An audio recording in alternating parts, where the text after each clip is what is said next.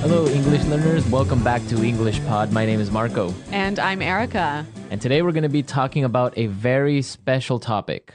That's right. This topic was actually suggested by one of our listeners. Exactly. So keep those comments coming because we want to create lessons that you need, that you want. Exactly.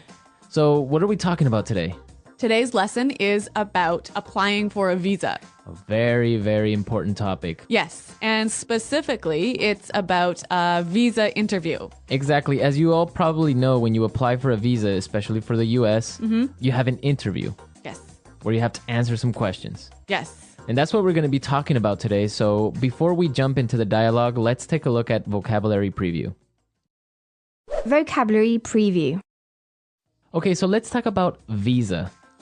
Right. A visa, it's not a credit card. No, not Visa or MasterCard. No. So a visa is an official document that you get in your passport that allows you to travel legally to a country. Exactly. So with this document, you can go into a country. Okay, so we have different types of visas. Today, we're going to be talking about a B2 visa, Right. A B2 visa is a tourist visa. a tourist visa. Yeah. This is only for the United States. Other countries may have different classifications for their visas, but B2 is for the United States. Right. So, Marco, we use a tourist visa when we want to be a tourist and just travel in the US. What about a resident visa? Well, you can have a temporary resident visa. Like, for example, an F1. Yep. An F1 is for foreign exchange students Yeah. who go and live in the States maybe for a year or do a MBA for 2 years or 3 years. So that's an F1 visa. You can also get a J1 visa, Yeah. which is a temporary exchange visitor. Okay. So it could be to maybe do some temporary work for 2 or 3 months and then go back to your country. So basically, a resident visa allows you to live in that country. Yeah, you can live in that country legally for a determined time. Okay, so let's listen to our dialogue. Where are we going to be exactly? In this dialogue, we're going to hear two people, a visa officer and a person who's applying for the visa. Now, the person who's applying for the visa has an accent, right? Yes. But this is really good practice for helping you to understand people with different accents. Exactly. So let's listen to the dialogue and then we'll come back and explain all the great vocabulary.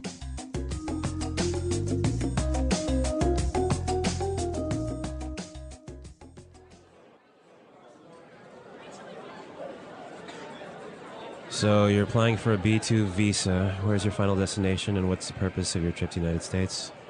I'm going to visit my brother. He's just had a baby. He lives in Minneapolis. And how long do you plan to remain in the United States? I'll be here for approximately 3 weeks. So here's my return ticket for the 26th of March. And who's sponsoring your trip? My brother. Here. This is an invitation letter from him. I will stay with him and his family in their home. All right. Tell me about the ties you have to your home country. Well, I own a house. Actually, I'm leaving my dog there with my neighbors. I have a car at home. And oh, my job? I'm employed by Tornell as an engineer. Actually, I only have 3 weeks vacation, so I have to go back to work at the end of March. And what evidence do you have that you are financially independent? Well, I do have assets in my country. Like I said, I own a house and see, here's a bank statement showing my investments and my bank balance. I'm sorry, sir. We cannot grant you a B2 visa at this time. Instead, you are granted a resident visa. Congratulations! You are the millionth person to apply for a visa. You win! Congratulations!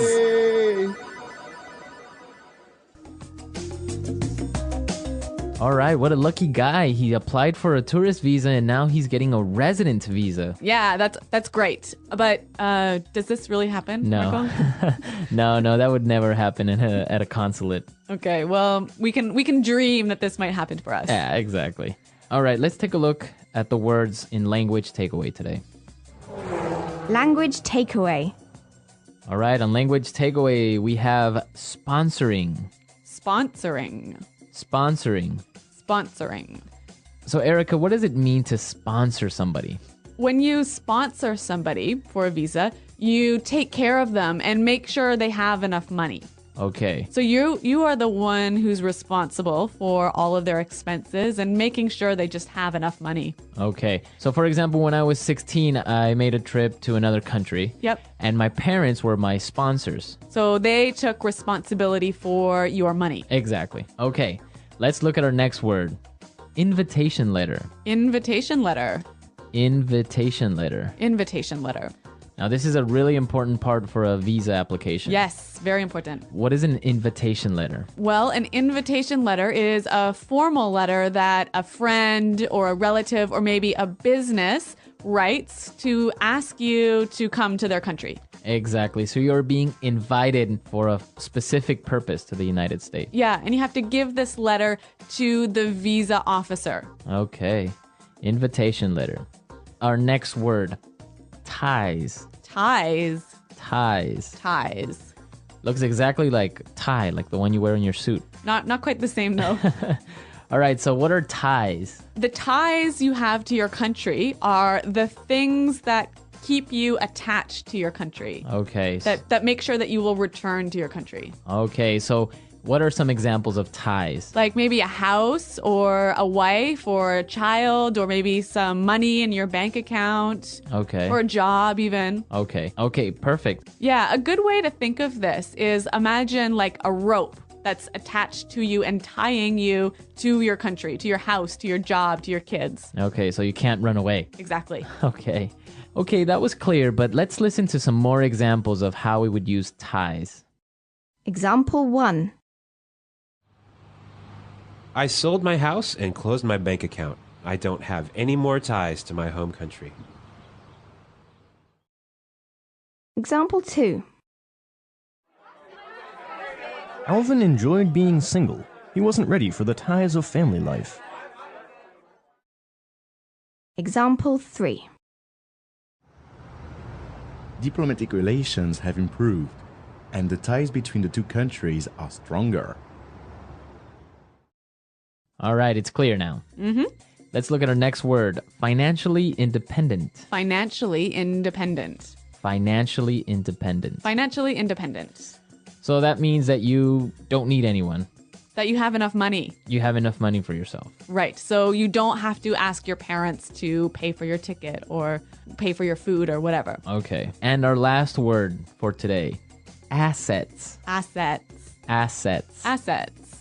Okay, so your assets are kind of like your ties. Right. There are things of value that you own, things that are expensive that you own in your home country. So it would be a house, Yep. a car, Yep. Maybe stocks stocks, or investments. Okay, so all of those things are your assets. Okay, so we've seen a lot of great words, and I think it's time for us to listen to our dialogue again. We're going to slow it down for you. Yeah, this will help you understand it a little bit better.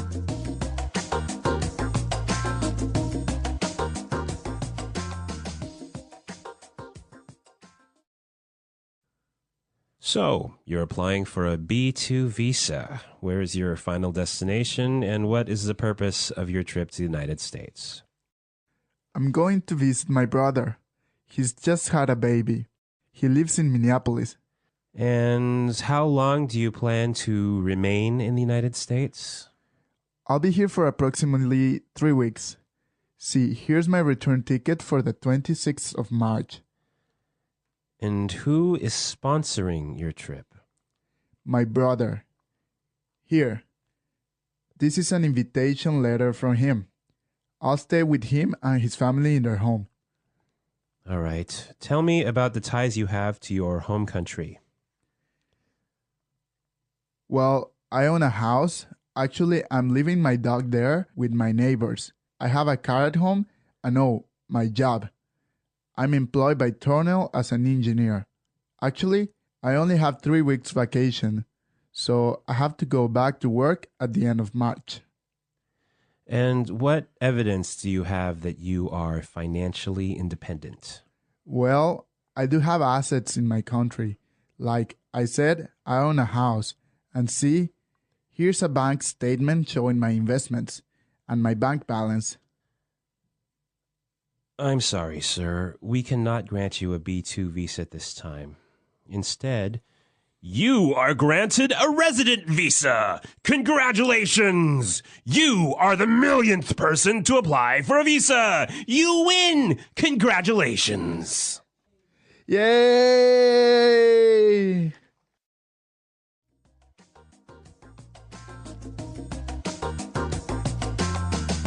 Okay, today we're not going to do our regular toolkit like Fluency Builder, putting it together. No, we're going to do something a little bit different today. We're going to talk about the questions you will probably be asked at an interview for a US visa. Yes. And the useful language that you can use to answer these questions in a good way. Okay, so let's take a look at our first question. Where is your final destination, and what is the purpose of your trip to the United States? Where is your final destination, and what is the purpose of your trip to the United States? So this is probably going to be the first question the interviewer is going to ask you. Yeah, so Marco, I know you have a lot of experience with US visas. How should we answer this question? Well, it depends on what you're doing, right? Right. So if you're a tourist, you would say, I'm going on vacation to New York or anywhere. Also, if you're visiting a family member, like in our dialogue, you would say, oh, I'm going to visit my sister or my brother or my cousin. If you're applying for a business visa, then you would say, oh, I'm going to visit a company or etc. Right. So you just have to say why you are going to the States. Now, is it important to be really specific? Yeah, the more specific you are, it's probably better. So if you can name the state and the city where you're going, it's much better. Okay. All right. Well, let's listen to our next question. How long do you plan to remain in the United States? How long do you plan to remain in the United States? Okay, so this is a really important question also because in your application, you have to put how long you plan to stay in the US. Right. It's a pretty straightforward answer. 2 months, 1 month, 3 weeks. Right. But you just have to make sure that your answer matches what's written in your application form. Yeah. Exactly. Okay, now let's take a look at our last question. Tell me about the ties you have to your home country. Tell me about the ties you have to your home country. Well, I think this is maybe the most important question that they'll ask you, right? Yeah, this is the most important question. This is what the interviewer is most interested in. Okay, so why is he interested in this? Because he has to be sure that you will not become an illegal immigrant to the United States. So that you will return to your home country. Exactly. He or she has to be convinced that you're going to return to your home country. So how can you convince him? Basically by demonstrating your ties. So showing the things that will pull you back to your home country. So if you take documents to support this, bank statements, maybe a copy of your mortgage. Yep, like maybe your wedding certificate. I don't know, even a letter from your office, from your job. So that shows that you have to return to your work. The more things you bring, the better, even though the interviewer might not ask for the documents. Okay, it's better to be safe, right? Exactly. So come with a huge file full of things. Exactly. Yeah. I've had friends who've arrived to the embassy with a huge file of documents and weren't asked to show any of the documents. Right. But other interviewers will maybe ask for it. Okay, so now let's listen to the dialogue again. And you'll hear how our traveler answers these questions.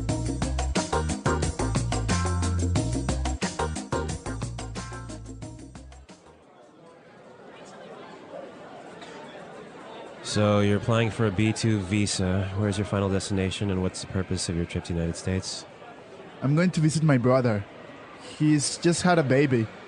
He lives in Minneapolis. And how long do you plan to remain in the United States? I'll be here for approximately 3 weeks. So here's my return ticket for the 26th of March. And who's sponsoring your trip? My brother. Here. This is an invitation letter from him.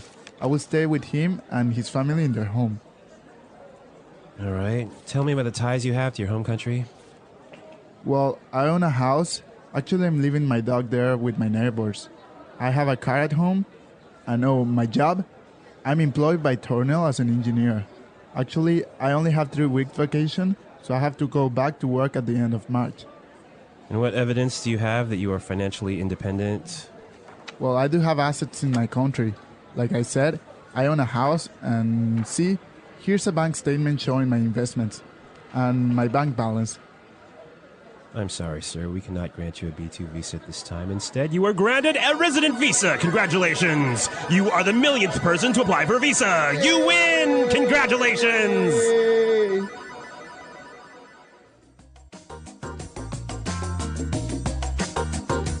Well, I hope this was a useful lesson for all of our listeners because I'm sure that in one point or another, in the future, you're going to apply for a visa. Mm-hmm. So now you know all the language that you need to more or less answer all these questions that you're going to be asked. Yes. And Marco, I'm sure that people have already applied for visas for the US, right? Probably, yeah. And I want to hear from our users any stories that they have about applying for a visa. Yeah, that would be great. I know that I have some stories to share on the comments board. Mm-hmm.